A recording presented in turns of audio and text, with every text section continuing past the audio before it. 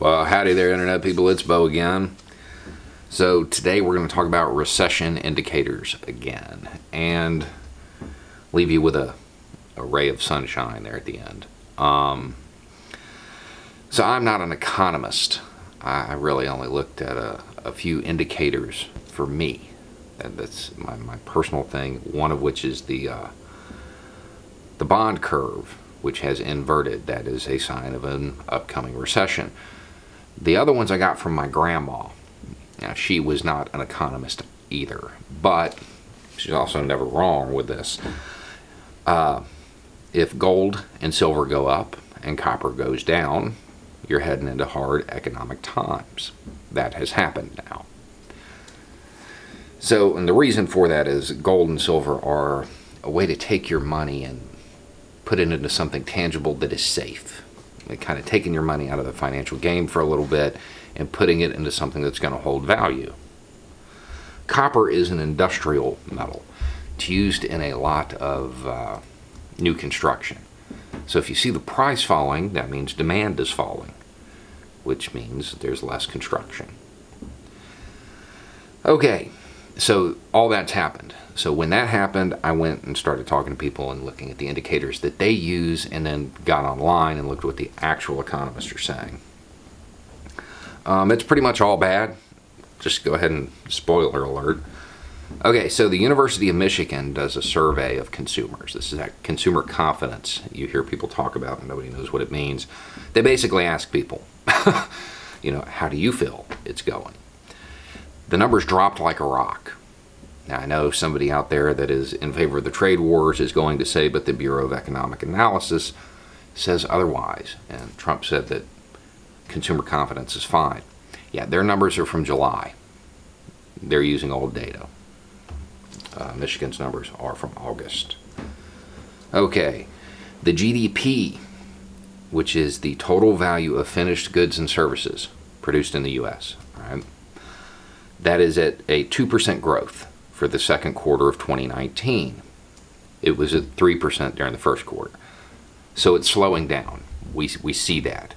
Manufacturing growth is at the lowest levels in 10 years. That's a really good indication. Freight shipments have dropped like a rock. The people in that industry are predicting a negative GDP, as in the economy is actually shrinking, by the end of the year.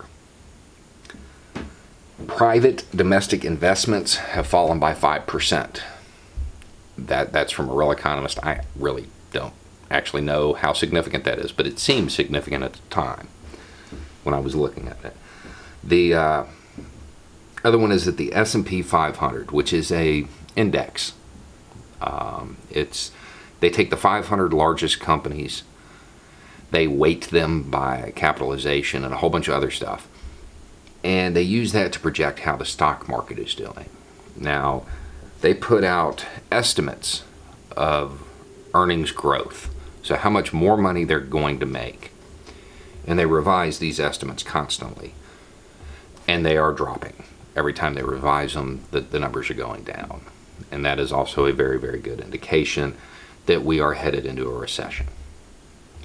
So, we're on our way there. What does that mean for us, for normal people?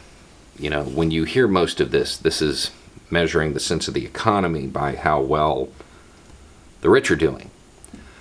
What does it mean for normal folk? Normally, wages don't get cut, but layoffs occur. At the same time, there are some benefits to those that are on the lower end of the socioeconomic ladder.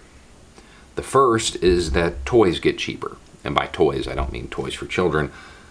I mean, your neighbor that bought 2 jet skis and took them out 3 times in the last 5 years, probably going to sell them really cheap. So if you have some money put away, stuff like that, you'll be able to get deals on. The other thing is that if you've been planning on bootstrapping and starting your own company, now may not be the brightest time to start it, but it may be the best time to start getting the equipment. I know a guy that during the Great Recession, of 2008, he people thought he lost his mind because he went out and bought 2 work trucks. He had been squirreling away money for years to start his own landscaping company.